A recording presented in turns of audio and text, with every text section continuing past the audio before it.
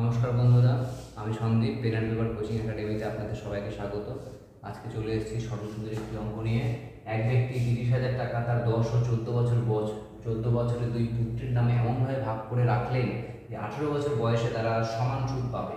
সুদের হার 10% হলে বড় ছেলেকে কত টাকা দিয়েছিলেন?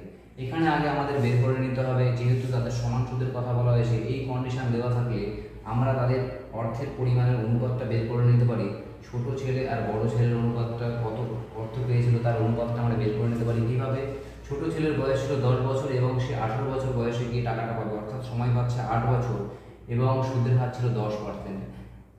পরবর্তী ক্ষেত্রে বড় ছেলের ক্ষেত্রে 14 বছর বয়স ছিল, সে 18 বছর বয়সে গিয়ে টাকাটা পাবে, অর্থাৎ সময় পাচ্ছে 4 বছর। তার ক্ষেত্রে সুদের হার কত? 10%।